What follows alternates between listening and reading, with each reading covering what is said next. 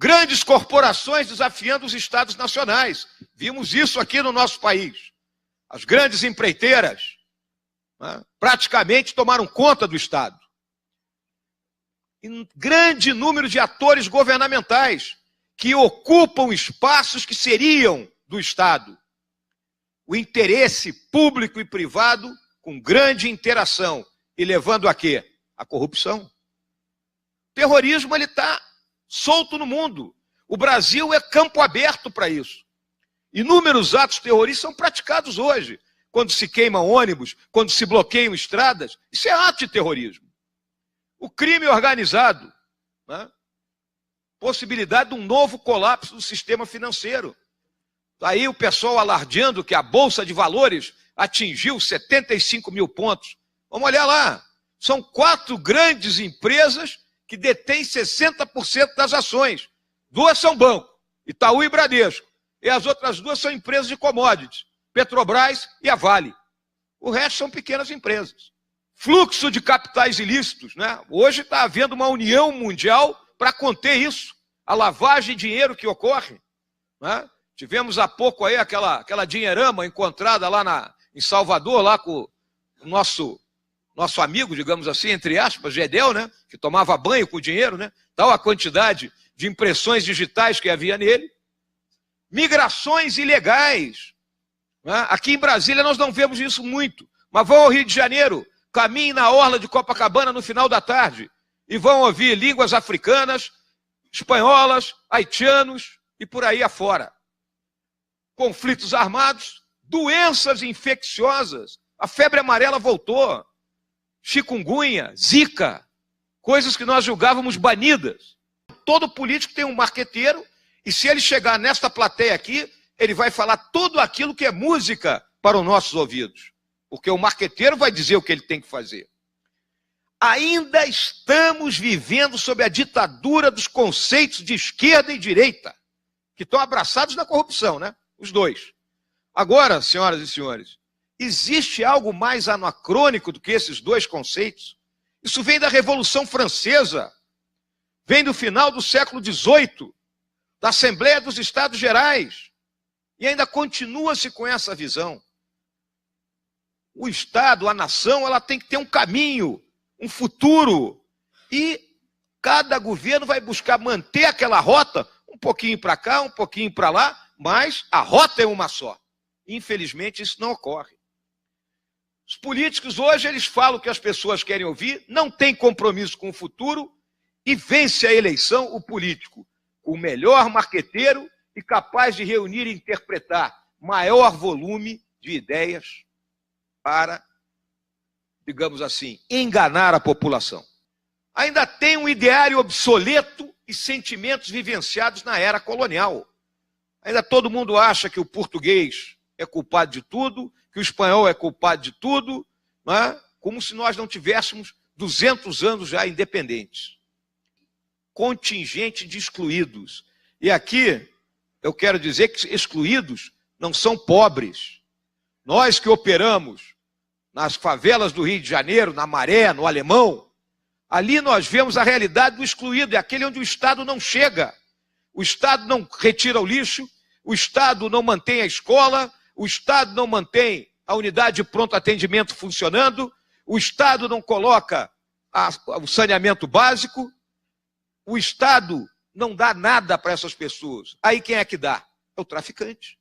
O traficante vende o gás, o traficante vende a internet, o traficante vende a TV a cabo, o traficante bota um médico lá dentro para atender a população. Esses são os excluídos. Defasagem tecnológica e uma carência total de estratégia de desenvolvimento. Os nossos países dependem da exportação de itens primários e de pequeno valor agregado. Então está aqui, ó, nossos principais itens: ferro, petróleo, açúcar, soja, cobre, ouro.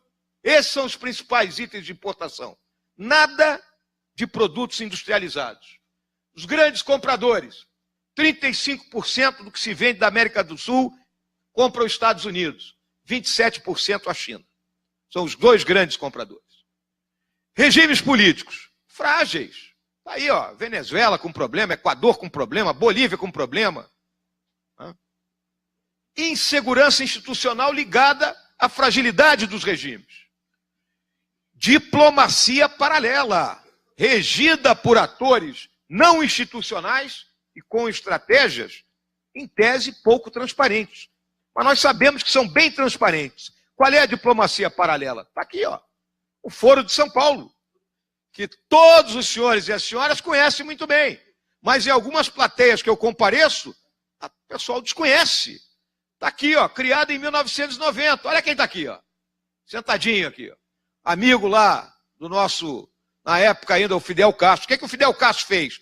Quando acabou o ouro de Moscou, ele criou essa organização. Próximo aí, Ferraz.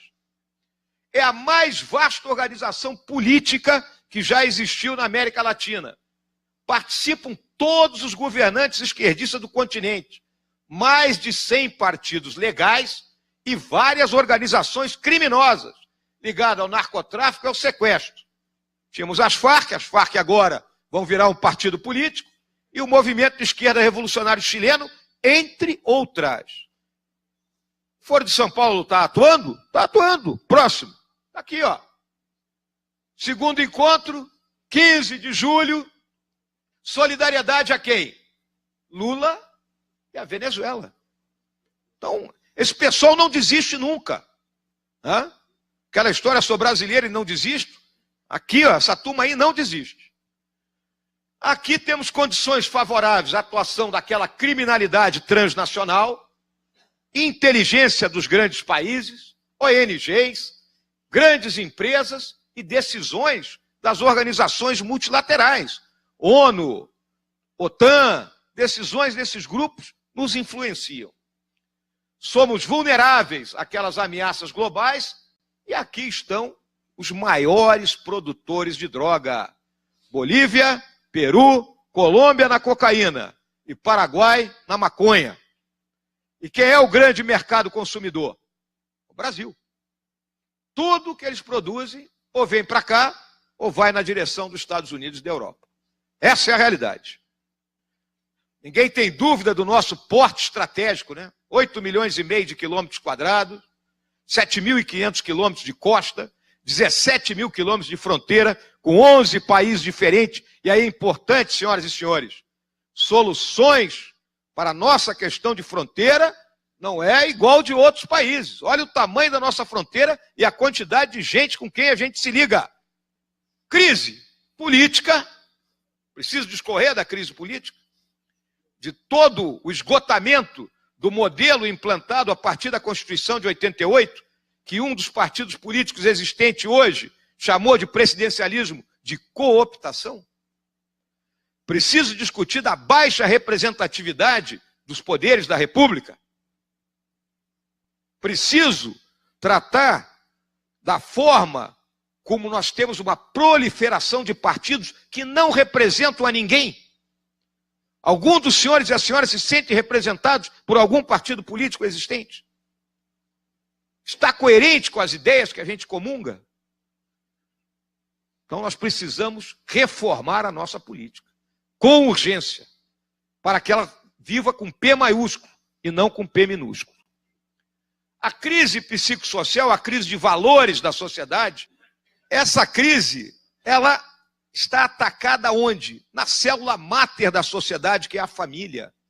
A partir do momento que se busca destruir a família, nós vimos agora essa questão do Banco Santander patrocinando uma exposição onde até zoofilia era mostrada para crianças.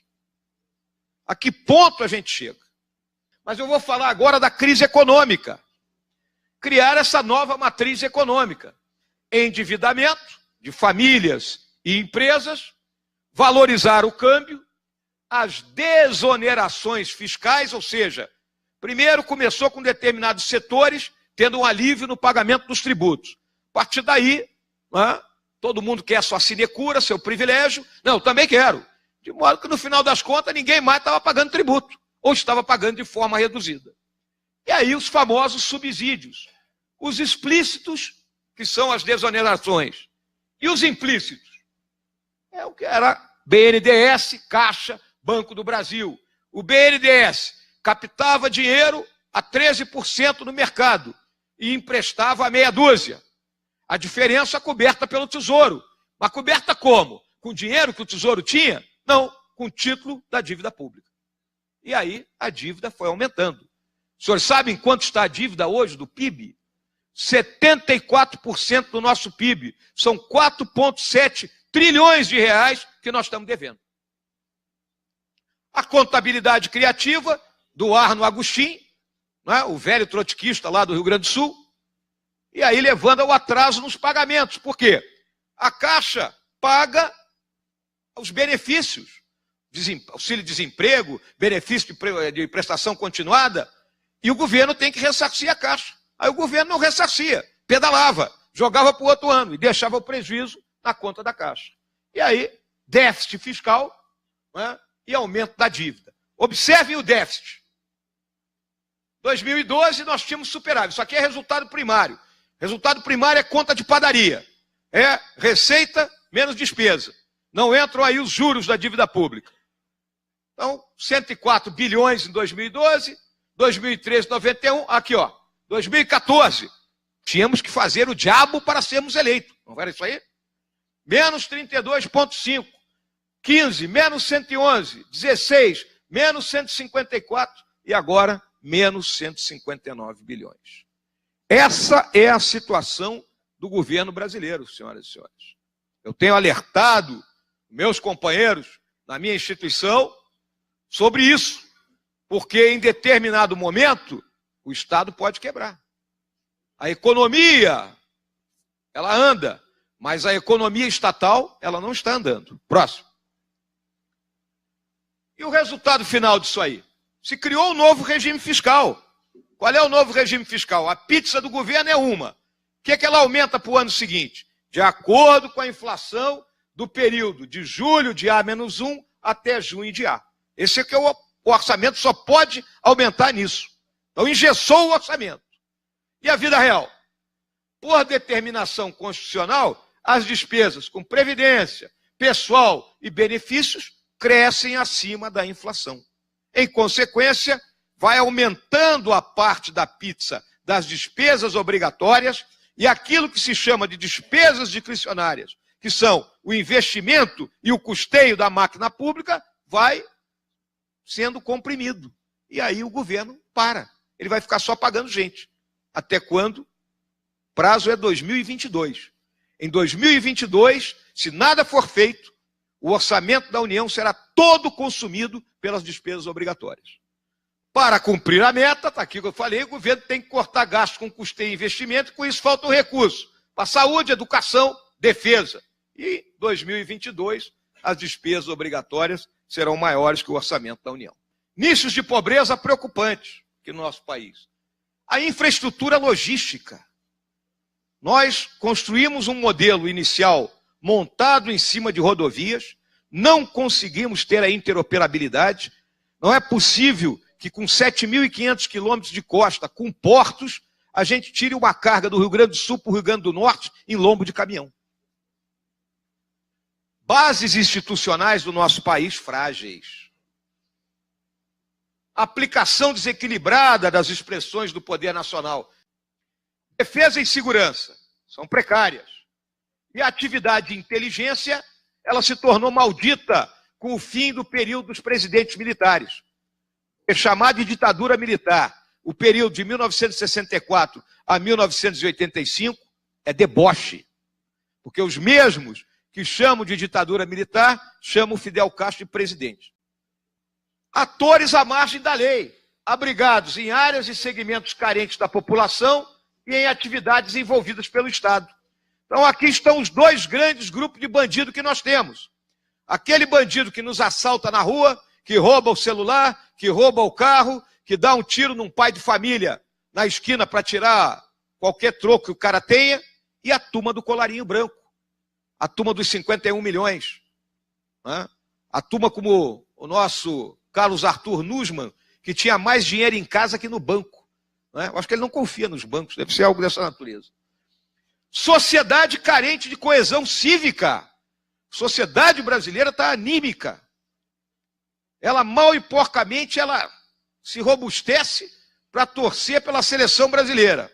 Ou então sai brigando entre si em qualquer jogo de time de futebol.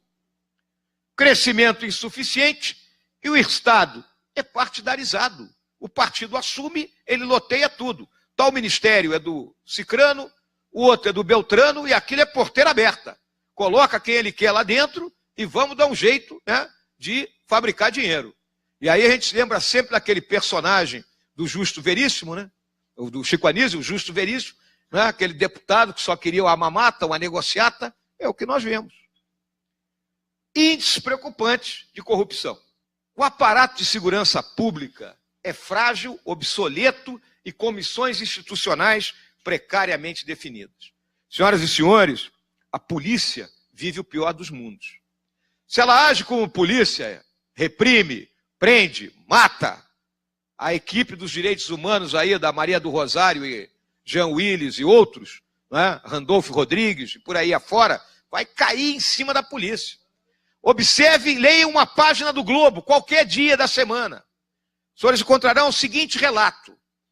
Na comunidade do Pavãozinho, na localidade conhecida como Vietnã, o grupo de policiais estava patrulhando e encontrou marginais armados e houve o confronto. Queriam que houvesse o quê? Que a polícia fugisse e deixasse os marginais armados tomando conta da área. Então a polícia vive o pior dos mundos. Tem que mudar isso. A nossa marinha, a nossa força aérea, sucateadas. E o Estado? É caro, minha gente. O Estado é muito caro. Corporativista em alguns segmentos do funcionalismo. É só o privilégio. Valorização assimétrica de servidores e práticas obsoletas na máquina pública. Então esse é o quadro que nós estamos vivendo.